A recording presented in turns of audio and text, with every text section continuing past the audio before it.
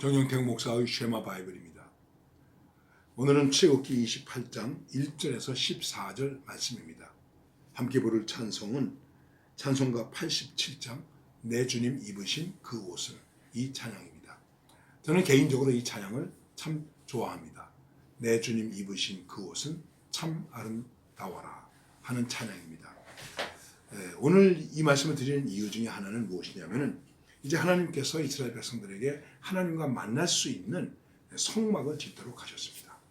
그래서 성소와 또 그 성막의 뜰과 또 성막 전체를 가리는 울타리를 만들게 하시고 그 안에 예배에 필요한 모든 것들을 다 준비하게 하셨습니다. 그럼 이제 무엇이 필요하겠습니까? 이 성막을 관리하고 다스리는 사람이 필요합니다. 그것을 제사장이라고 말하는 것입니다. 그래서 출애굽기 28장은 좀 긴데 전체적인 내용이 무엇이냐면은 제사장, 대제사장, 제사장. 특별히 그 당시에는 제사장이 레위 지파 가운데 아론의 가족이었습니다. 아론의 가문이었습니다. 그래서 대제사장인 아론, 그리고 또 함께 동역해서 제사장 일을 감당한 제사장들, 그리고 그 자녀들까지 어떻게 옷을 해 입혀야 되느냐 하는 것을 말씀하고 있는 것입니다. 다시 한번 말씀드린다면 이제 성막을 짓는 식양들을 가르쳐 주신 하나님께서 이제는 성막을 통해서 일하는 사람들 중에 대표자인 제사장, 그 제사장의 직분을 위해서 그 옷을 지을 것을 말씀하시는 것입니다. 그 식양을 말씀해 주시는 것입니다. 제사장이라고 얘기할 때 이 제사장은 어떤 의미가 있을까? 이 제사장에 대해서 이런 말이 있습니다. 제사장은 다리를 놓는 사람이다. 즉 하나님과 사람 사이에 다리를 놓아서 하나님과 사람이 서로 만날 수 있게 해주는 중보적 역할을 하는 것입니다. 이 제사장을 현대 입장에서 목회자라고 말할 수도 있습니다. 목회자는 그 사람이 인물이 잘났기 때문에 무슨 가문이 좋기 때문에 그게 아니라 목회자는 아주 중요한 사람입니다. 왜요? 하나님과 우리 사이를 중재할 수 있는 사람이기 때문에 그런 것입니다. 그래서 이 제사장은 하나님을 향해 섭니다. 하나님을 향해 서면은 뒤에는 누가 있습니까? 하나님의 백성들이 있습니다. 또 이 제사장이 하나님의 백성들을 향해서 섭니다.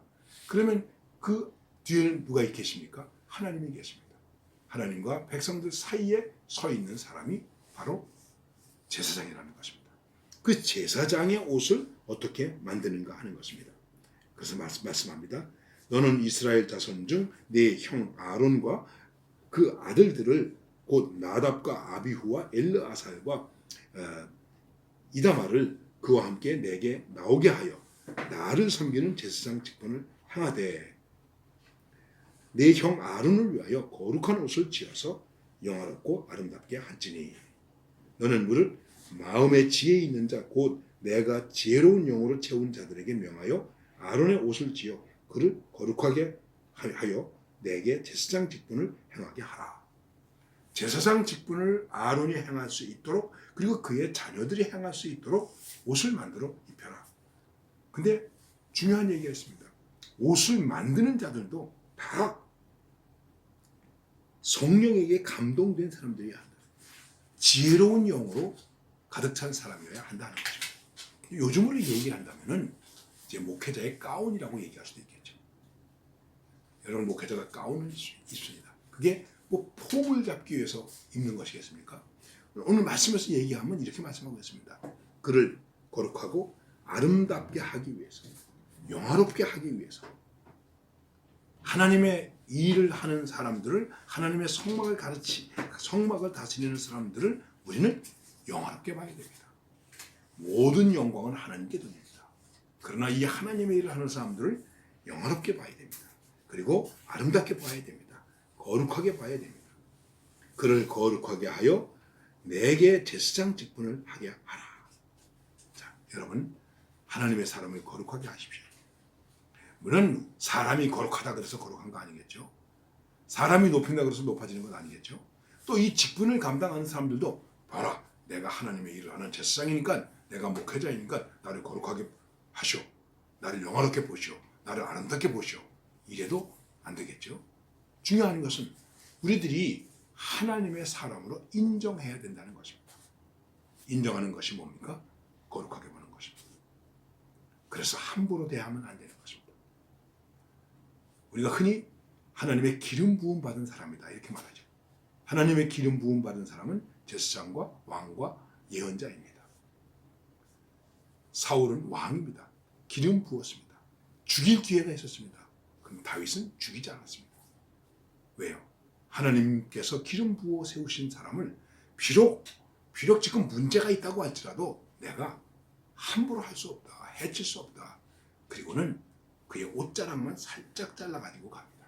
그러면서도 다윗은 참 마음 아파합니다. 내가 하나님의 기름 부은 자의 옷을 베어가지고 왔다.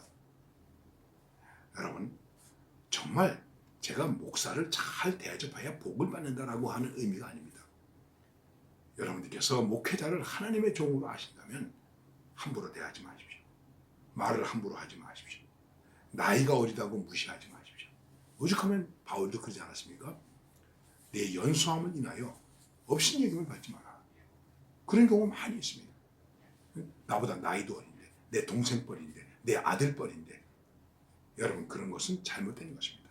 오늘 말씀 속에서 우리는 하나님의 사람을 아름답게 보고 거룩하게 보고 그리고 영화롭게 보아야 한다는 것입니다. 그렇게 하기 위해서 옷을 만들어 입히는데 그 옷은 맨 겉에부터 얘기하면 흉패가 있고 그 다음에 에봇이 있고 그리고 겉옷이 있고 그 다음에 반포 속옷이 있고 그리고 머리에 쓸 관이 있고 모자가 있고 이렇게 또 허리띠가 있고 이렇게 해서 옷을 만들게 되는 것을 말씀하고 있는 것입니다. 자, 이것에 대해서 하나하나 말씀하고 있는데 오늘 성경 말씀을 보면 뭐라고 말씀하고 있냐면 내게 제사장 직분을 행하게 할지며 그들의 쓸 것은 금실과 청색, 자색, 홍색 실과 가늘게 꼰 배실이니라. 그들이 금실과 저색, 청색, 자색, 홍색 실과 가늘게 꼰 배실로 공교히 짜서 에봇을 짓되 이렇게 말씀하고 있습니다. 그러니까 성막을 덮는 것과 그 휘장을 만드는 것들과 거의 같은 재료를 쓰고 있습니다. 하나님의 사람과 하나님의 집과 거의 같은 입장이라고 하는 것입니다. 에봇을 짓는다. 근데 나중에 에봇에 대한 얘기가 계속 나옵니다. 그리고 그 다음에 호마노 2개를 취해서 그 위에 이스라엘 아들들의 12지파의 이름을 새기고 그리고 그들의 연치대로 6 이름을 한 보석에 나머지 6 이름을 다른 보석에 이제 보석 새기는 자와 함께 거기서 새기라 이렇게 말씀하고 있습니다. 이 에봇이라고 하는 것은 무엇을 말하는 것이냐면 모든 옷을 다 입었습니다. 그런데 여러분 가볍게 이렇게 생각은 됩니다. 가슴 그 흉패 비슷한 것이다. 흉패. 이것은 소매가 없습니다. 네모 반듯한데 띠만 해가지고 어깨띠만 해가지고 이 맨 가슴에 이제 덮는 것입니다. 그런데 여기에 보석 12개가 들어갑니다. 그 12개는 12지파를 상징하는 것입니다. 절반해서 12지파의 이름을 거기 새겨넣게 되는 것입니다. 그래서 기념보석을 삼는다 이렇게 성경이 말씀하고 있습니다. 그리고 이것은 정금으로 노끈처럼 사슬을 닦고 그 따은 사슬을 그 태에 달지니라. 그 끈을 정금으로 만들어서 이렇게 어깨에 맬 수 있도록 하라는 것을 말하는 것입니다. 이렇게 하나님의 사람을 하나님의 사람답게 보여주기 위해서 옷을 만드는 것을 말씀하는 것인데 오늘 말씀 속에서는 특별히 그 흉패에 대해서 말씀하고 있는데 이 말씀에 대해서는 또 계속해서 말씀이 나오게 됩니다. 중심이 정말 하나님의 보석 같은 하나님의 백성들을 가슴에 품고 그리고 하나님 앞에 서는 것입니다. 그러니까 이 말씀 속에서 우리는 이것도 생각해야 됩니다. 하나님의 사람들, 목회자들은 늘 그 가슴 속에 보석같이 귀한 하나님의 백성들이 있다는 것입니다. 이것을 가지고 늘 하나님 앞에 서야 된다는 것입니다. 어떠한 경우에도 그렇기 때문에 하나님의 사람들에게는 저주가 있어서는 안 됩니다. 특히 하나님의 백성들을 향한 저주가 있을 수 없다는 것입니다. 왜? 보석처럼 가슴에 품고 있어야 되기 때문에. 과연 오늘 내 백성을, 하나님의 백성을 보석처럼 가슴에 품고 있는가? 저주할 수 없는 것이죠. 혹시라도 잘못이 있다고 하더라도 그렇게 할 수 없는 것입니다. 그렇습니다.